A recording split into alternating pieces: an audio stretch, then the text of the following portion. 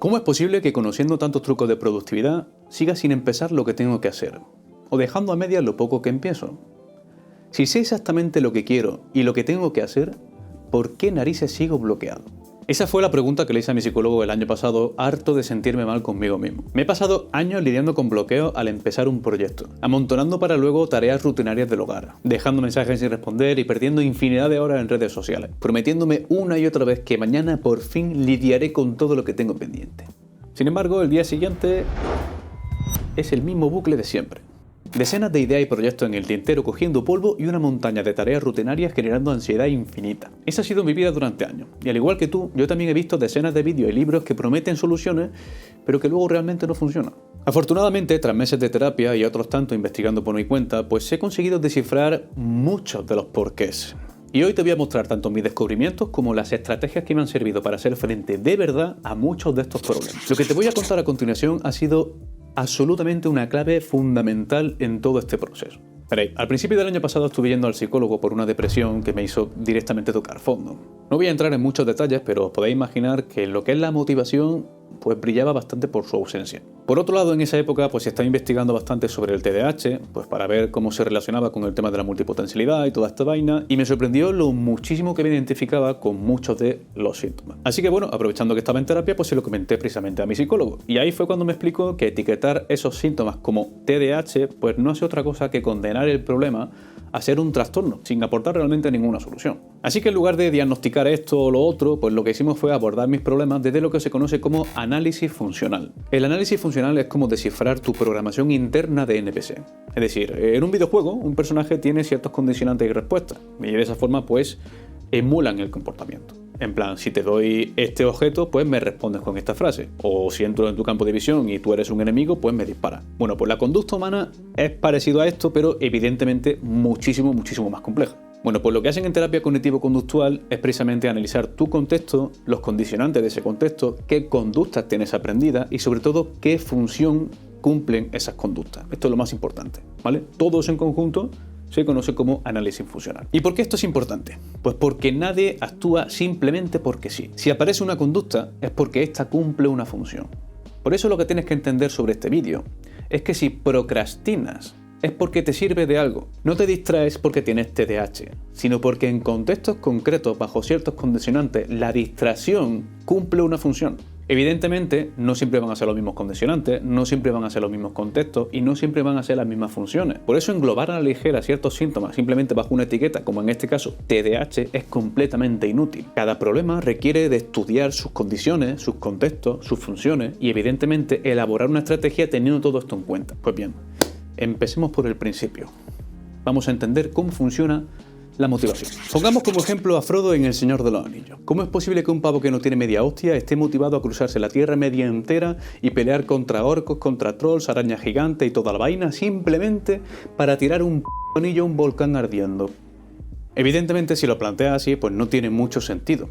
Pero si piensas que destruir ese anillo tiene como resultado acabar con Sauron, la cosa cambia bastante, porque el resultado de esa acción es algo que Frodo desea con mucha fuerza. Toda acción que realizamos es porque implica un resultado y deseamos dicho resultado. Frodo está motivado a destruir ese anillo porque eso implica acabar con Sauron y él quiere que eso ocurra. Estos son los tres elementos principales de lo que yo considero la fórmula de la motivación. Y digo que yo considero porque no tengo ni idea de si dentro de la psicología hay algún término más técnico para todo esto. Pero a mí me gusta entenderlo así.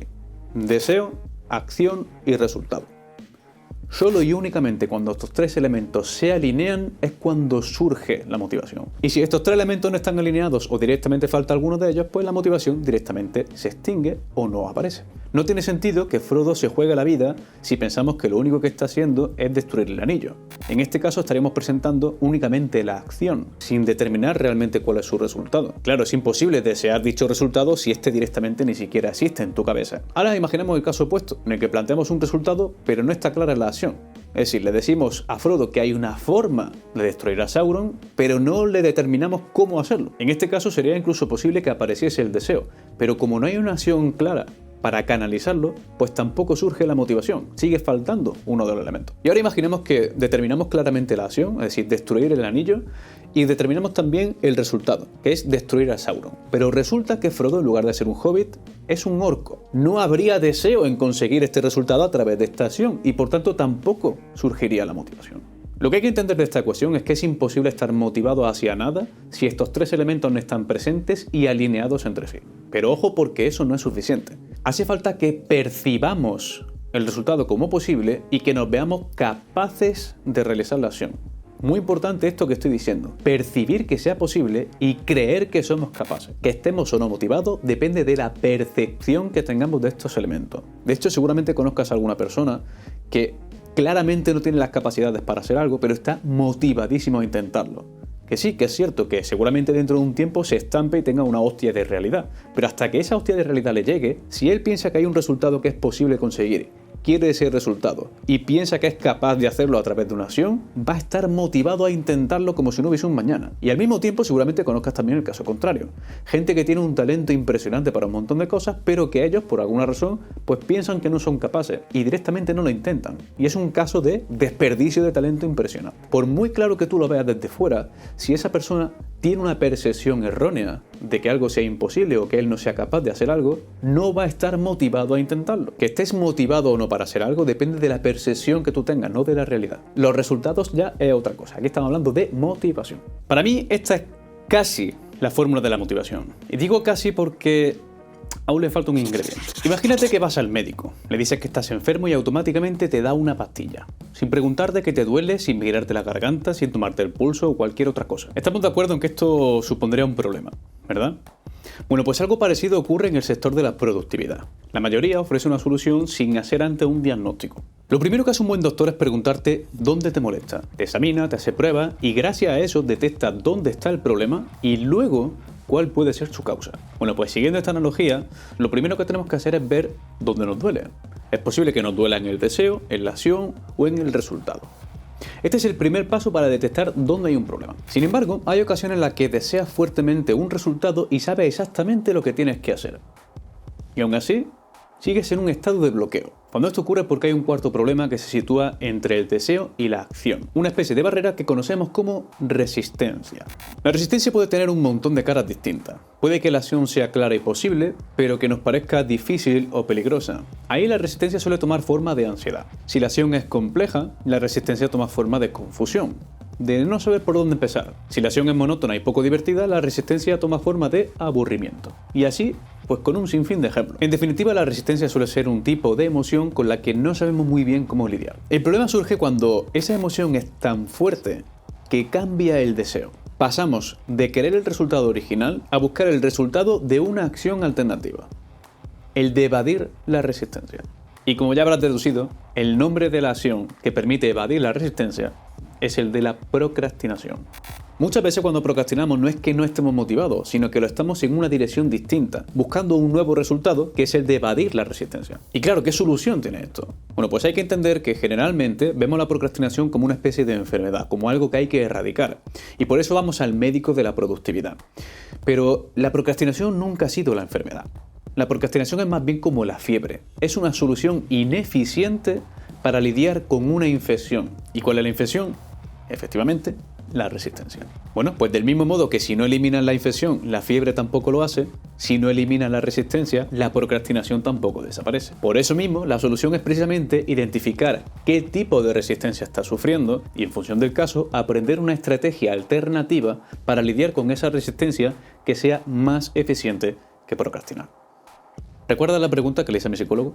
¿Cómo es posible que tenga problemas de procrastinación con la cantidad de sistemas y técnicas de productividad que conozco? Pues la respuesta era muy sencilla, y es que la mayoría de trucos y consejos que ves en libros y vídeos de productividad están pensados única y exclusivamente para un tipo de procrastinación, un tipo de resistencia. Puede que falte el deseo, que percibamos la acción o el resultado como inalcanzable, o simplemente que haya un tipo de resistencia con el que no sabemos lidiar.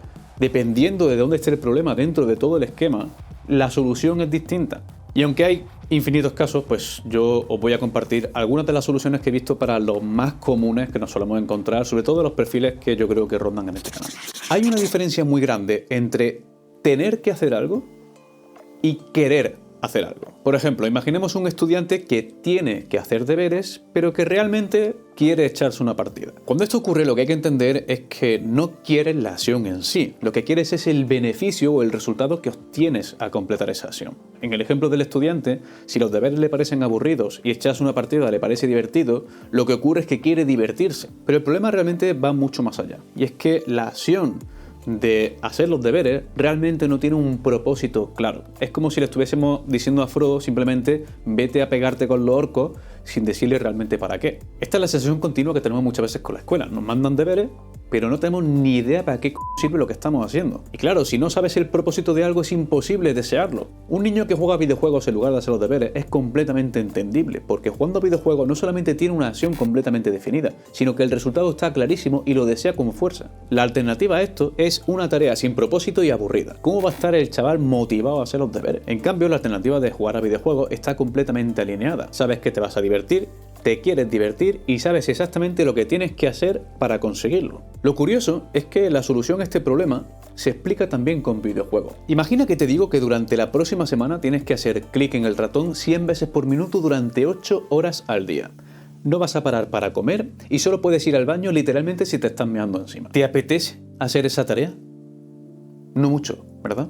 Sin embargo, cuando la gente juega a un RPG como el WoW, hay veces que tiene que completar una misión para obtener un objeto, o buscar materiales para craftear una armadura, o cualquier cosa del estilo. Y para hacer eso entra en juego una de las mecánicas más parecidas que hay al esclavismo en videojuegos: el farmeo. Matar a un bichito, y luego otro bichito, romper un cubito, y luego otro cubito, y así durante horas o incluso días, dependiendo del juego. ¿Cómo es posible que tanta gente no solamente haga algo como esto, sino que incluso se divierta haciéndolo? Bueno, pues aparte de movidas de refuerzo y otra historia, es porque tienen puesto el foco en el resultado que obtienen de la acción, y no en lo pesada que resulta. En su cabeza ninguno de ellos está farmeando. El chaval que lleva 6 horas en una mina de Minecraft picando cubos no piensa que está picando cubos, sino que está recolectando los materiales que necesita para esa casa que tanto le gusta. Y el que ha matado 678 orcoleones dracónicos, pues tampoco están farmeando. Estarán consiguiendo su armadura o conquistando esa ciudad. Cuando se nos plantea una acción sin resultado, vamos a sufrir una procrastinación por falta de propósito. Y en estos casos la solución es simplemente definir un propósito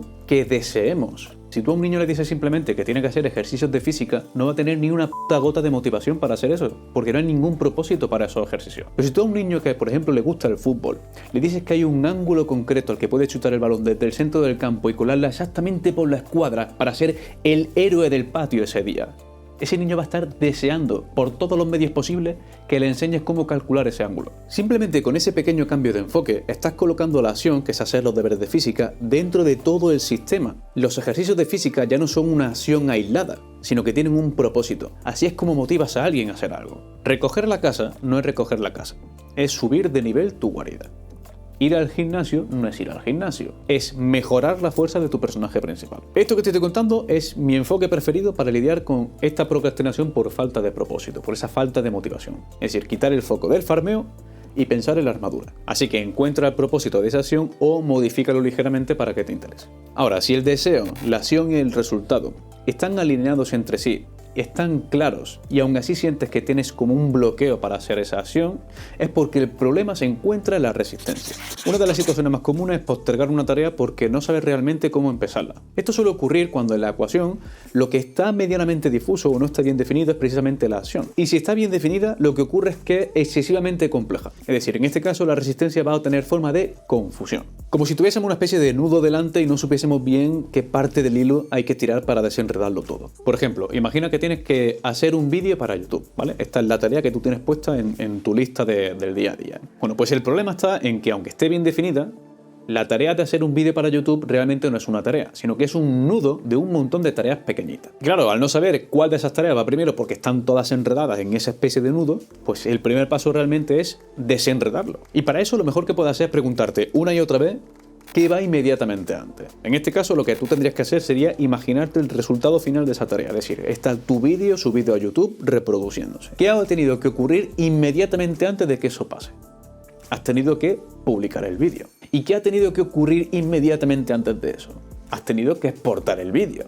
¿Y qué ha tenido que ocurrir inmediatamente de eso? Has tenido que editar el vídeo. Y así continuamente. Incluso estos ejemplos de microtareas que te estoy dando siguen siendo excesivamente difusos, pero nos vamos acercando al nivel de concreción que estamos buscando. La idea final es que en tu lista de tareas, en lugar de tener editar un vídeo para YouTube, tengas cosas como abrir DaVinci, importar material, hacer un premontaje, sin ni siquiera música, efectos ni pollas en vinagre. Simplemente voy a coger los planos y los voy a ordenar para jugar con la estructura del vídeo. Ya está, esa es mi tarea de hoy. ¿A qué esto ya no abruma tanto? Pues este es precisamente el truco para lidiar con la procrastinación operacional. Enfocarte en comprender el siguiente párrafo en lugar de enfocarte en aprobar el examen. La clave es precisamente ejecutar única y exclusivamente el paso siguiente. Y si no sabes cuál es el paso siguiente, es que el paso siguiente es desglosar la tarea compleja en pasos. Sin embargo, ¿qué ocurre cuando la tarea es clara y concisa? El resultado está bien definido, el deseo es potente, pero siento que soy incapaz de realizar la acción. Por ejemplo, imagínate que quieres hacer un mortal hacia atrás, pero como en tu vida has hecho acrobacias, pues sientes que es imposible. Así que dices, algún día aprenderé. ¿Te suena esa frase, verdad? Algún día aprenderé a tocar el piano. Algún día aprenderé a dibujar. Algún día aprenderé a editar vídeo. Así debe ser. Bueno, pues el problema en estos casos es que estás considerando realizar una acción para la que no tienes competencias y por tanto es imposible que te sientas capaz de hacerlo. Y recordemos que es la percepción que tenemos sobre esa acción lo que va a afectar a la motivación. En estos casos lo que hay que hacer es cambiar ligeramente la acción para que se sitúe justo en el borde de tus capacidades percibidas, es decir, de lo que tú sientes que eres capaz de hacer. Por ejemplo, en lugar de hacer un mortal, pues simplemente dar una voltereta en el suelo sobre algo blandito. Rodando, ya está. En lugar de hacer un retrato, pues simplemente hacer un garabato que sea un poco mejor que el anterior. Aprender a tocar Cumpleaños Feliz es un objetivo bastante más alcanzable que tocar el piano, que directamente es un reto infinito. Lo que tienes que hacer cuando tengas este tipo de bloqueo es exponerte a una dificultad progresiva y siempre intentando acercarte lo máximo posible al borde de lo que tú sientes que eres capaz. Y poco a poco ir precisamente expandiendo ese límite, porque la única forma de lidiar con la falta de competencia es precisamente adquirirla. De hecho, todo este proceso te lo demuestro precisamente en este vídeo, donde enseñé a mi amiga a hacer el mortal completamente desde cero, precisamente aplicando estas consultas. ¿Qué pasa cuando ocurre justo lo opuesto al caso anterior? Cuando en lugar de sentirnos incapaces, nos sentimos extremadamente capaces de hacer algo. Es más, somos tan capaces de hacer algo que nos sentimos incapaces de hacerlo mal. En estos casos, la resistencia obtiene forma de perfeccionismo. Hasta ahora hemos visto muchos de los problemas que nos impiden empezar una tarea, pero el perfeccionismo es de esos problemas que nos impide terminarla. Es una de las razones por las que tenemos tantos proyectos continuamente en ese cementerio de elefantes. No los terminamos porque no están listos para enseñarlos al público o no son lo suficientemente buenos. Aunque aquí hay que hacer un apunte, y es que el perfeccionismo muchas veces también está implicado en los comienzos, sobre todo cuando tienes que hacer algo tan perfecto que no te permites cometer errores. Y en estos casos, en lugar de empezar a practicar algo, lo que haces es prepararte para practicarlo. Te ves acumulando información y estudiando continuamente hasta que sientes que sabes suficiente como para ser perfecto el primer intento. Pues bien, lo irónico es que podemos usar precisamente el perfeccionismo contra sí mismo para erradicarlo, simplemente cambiando un poco el enfoque y entendiendo que para hacer algo perfecto, antes hay que hacerlo bien, y que para hacer algo bien, antes hay que hacerlo mal. Es el feedback del error lo que te hace mejorar. Por eso mismo, para hacer algo perfecto, la clave está en equivocarse mucho y hacerlo pronto, analizar esos errores y luego calibrar en consecuencia. Importantísima esta palabra, calibrar. Entonces, si sufres de perfeccionismo, yo te recomiendo lo siguiente. En lugar de pensar en tu siguiente proyecto como esa obra maestra que debe ser perfecta antes de mostrarla al mundo, piensa en ello como tu siguiente error. Ese proyecto es la siguiente mierda que te va a acercar más hacia la perfección, a través de la mediocridad. Y eso es bueno. Eso es justo lo que tienes que hacer. Otra mierda más que te haga avanzar hacia esa perfección. Como puedes ver, las razones de la procrastinación pueden ser totalmente distintas, al igual que sus soluciones. ¿Qué ocurre cuando la causa es la ansiedad? ¿Qué ocurre cuando la causa es el aburrimiento? ¿Qué ocurre cuando todo funciona correctamente pero hay interferencia en modo de distracciones? Todos estos problemas están relacionados con un estado mental súper interesante. Pero como en este vídeo te he vomitado un montón de información, lo dejaremos para más adelante. Por ahora quédate con que la procrastinación es una solución ineficiente para lidiar con la resistencia y que independientemente del caso, la cura de esta procrastinación es precisamente aprender una alternativa para lidiar con esa resistencia. Si entiendes esto, lo único que nos queda por ahora es procrastinar nuestro siguiente encuentro. Así que nos vemos en el próximo vídeo.